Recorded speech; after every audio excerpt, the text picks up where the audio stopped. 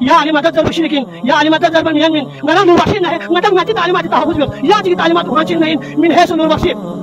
كتاب 70 لا يوشع مدد شا سيدي تعليمات إن يا علي مدد ضرب يمين من قلنا پیغمبر معراج لك تاكل فينا لنريه من آياتنا وهي آيات مستمرة پیغمبر كسلمت جتوس پیغمبر لدى الله إني رأيت مكتوبا على ساق العرش من العرش ووصف لبسته محمد كسلمت عرش ووصف لبسته جتهم لا إله إلا الله وحده لا شريك له وأن محمد عبده ورسوله كانوا ولا بيربو خلاف في ذات من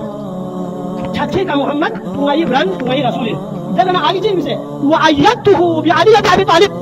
لا نرشم لا شاشة بيروكاركم لا بيغمبر أمتكم بيغمبر جيكا سلميوكم بيغمبر كسلميوت عرش الوصول المسيطسو تلبسيطسو وأيدته ما يزاد بسي محمد روح بيسفين سوي ذلك بعلي بن أبي طالب علي أبو طالب وعلي ذلك بيغمبر كسلميوت جو بيغمبر كسلين لكن البيان بخدا بند عالمي ذاكين خدا كسلميوما وعلي علي ذلك محمد روح بيسفين لكن دي جالت جاو يبين نور بخشي تعليمات دينو يا علي مدد المصابي تبقى أكتب قول ہوتا ہے يا علي مدد المصابي عنو شركة کس منہ سے تم کہتے ہو شرم نہیں آتی تم کو بسم اللہ الرحمن الرحیم. محترم میر وائس مچلو سید منیر صاحب نے انتہائی جذباتی انداز میں جو یا علی مدد کو انتہائی سطحی اور ناقص طریقے سے عوام کے جذبات کو کیش کر کے نور بخشی عقیدہ ثابت کرنے کی ناکام کوشش کی ہے. تو اس حوالے سے ان سے چند گزارشات ہیں، چند سوالات ہیں ایک طالب علم کے طور پر. جو سب سے پہلے یہ کہ یا علی مدد کہنا، سب سے پہلے اس کی لغوی اور اصطلاحی مفہوم بیان کیجیے گا. جب یا علی مدد کہا جاتا ہے تو اس سے صریحاً آپ لوگ اس کو اپنے من پسند تشریح اور تعویل کر کے اس کو توسل کے زمروں میں لے کے جانے کی کوشش کرتے ہیں، لیکن یا علی مدد کہنا توسل نہیں ہے بلکہ ڈائریکٹ مولا علی علیہ السلام سے مانگنا ہے. تو اس کو غیر اللہ سے مانگنے پر محمول کرتے ہوئے نہ صرف محمول بلکہ یہ سیدھا سادہ کامن سینس کی بات ہے کہ غیر اللہ کوئی بھی شخص ہو چاہے وہ پیغمبر ہی کیوں نہ ہو وہ شرک کے زمرے میں آتا ہے. یہ بات تو اظہار من الشمس ہے. تو یا علی مدد کے حوالے سے جو شاہ صاحب نے دلیل کے طور پر سبعین فی فضائل امیر المومنین سے جو حدیث نقل کی ہے، میں اس کو حدیث نہیں کہوں گا کیونکہ پہلی بات ہے کہ سبعین فی فضائل امیر المومنین جو کتاب ہے وہ شاہ حمدان علیہ رحمہ سے منسوب ہے. تو سب سے پہلے شاہ صاحب علماء امامیہ نوربخشیہ سے میرا سوال ہے کہ سب سے پہلے آپ لوگ اس کو شاہ حمدان کی کتاب ثابت کریں.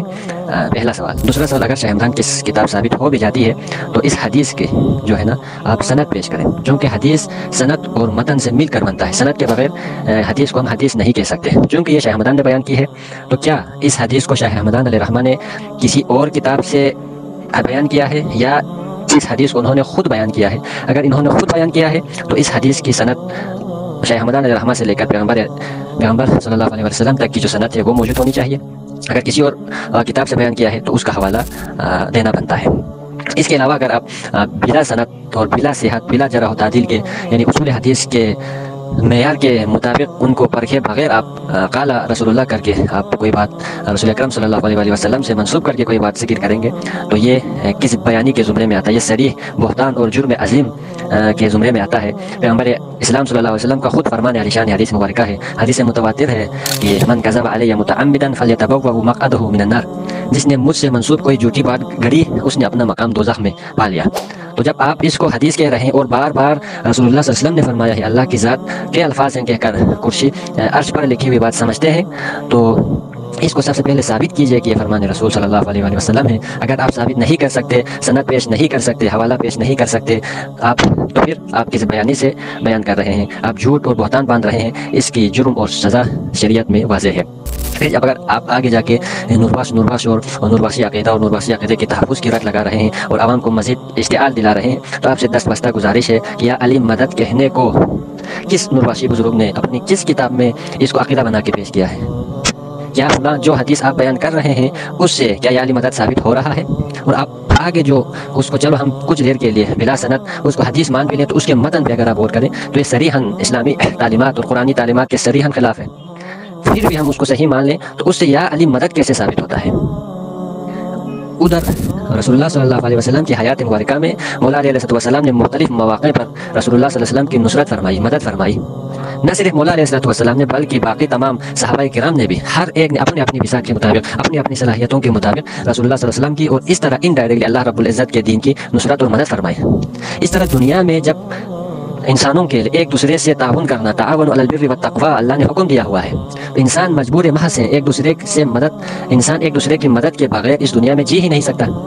تو جب کوئی شخص حیات، تو اگر ہمارے دور میں بھی رسول اللہ صلی اللہ علیہ وسلم، مولا علیہ السلام یا کوئی اس دور کے مقدس صحابی و ائمہ اہل بیت میں سے کوئی شخص حیات ہوتے تو ہم بھی انہی کی طرف رجوع کرتے، انہی سے مدد طلب کرتے. لیکن وہ تمام مقدس ہستیاں، مقدس ذوات عالم برزخ کی طرف، عالم آخرت کی طرف سفر کر چکے ہیں، لہٰذا اب ان سے کسی بھی انداز میں مانگنا شرک کے زمرے میں آتا ہے، اور یہ صریحاً اسلامی تعلیمات کے خلاف ہے. آپ نفاسی کا رد لگا رہے ہیں. یہاں پہ تو اسلام کے دائرے اور اللہ نے ایسا گناہ شرک کو قرار دیا جس کی کوئی معافی نہیں ہو سکتی، اب اس کی تعویل اور اپنی من پسند تشریح فرما رہے ہیں، اور یہ صریحاً جرم ہے. کیا مولا علیہ السلام کی وفات کے بعد امام حسین سید الشہداء علیہ السلام نے، امام زین العابدین نے اور باقی ائمہ اہل بیت نے کیا مولا علیہ السلام کو اس طرح پکارا؟ بالکل نہیں، بلکہ انہی ائمہ اہل بیت علیہ السلام سے مستند حوالوں کے ساتھ ان کے مختلف کتب میں درج ہیں کہ انہی ہستیوں نے اللہ رب العزت سے مانگنے کی طرف، اللہ رب العزت کے در پہ گر گرانے کے ہمیں درس دیا ہے، قرآن حکیم کی طرف رجوع کرنے کے ہمیں درس دیا ہے. تو قرآن مجید کے اندر بھی آپ جتنی بھی دعائیں اٹھا کر دیکھ لیں، انبیاء کی دعائیں ہیں، غیر انبیاء کی دعائیں ہیں، تو کہیں پر بھی اس چیز کا ذکر نہیں ہے، بلکہ ڈائریکٹ اللہ رب العزت سے دعا مانگ رہے ہیں. اللہم ربی ربنا کے الفاظ استعمال ہوا ہے. تو اس طرح کے اپنے جذبات کو کہ تعویل کے ذریعے آپ اپنی من پسند تشریح اور تعویل کر کے اس کو نفاسی عقیدہ بنانے کی کوشش کریں گے تو اس طرح عقیدہ نہیں بنتا. تو برائے مہربانی آپ ان سوالات کے جوابات دیجیے گا. اگر آپ علمی شخصیت ہیں، آپ عالم دین ہونے کا دعوے دار ہیں، سادات خاندان سے آپ کا تعلق ہے، تو آپ کو ایک دوسروں پر الزام اور تہمت لگانے کے بجائے اپنے عقیدے کو قرآن و حدیث سے اس طرح ثابت کرنا چاہیے. جزاک اللہ.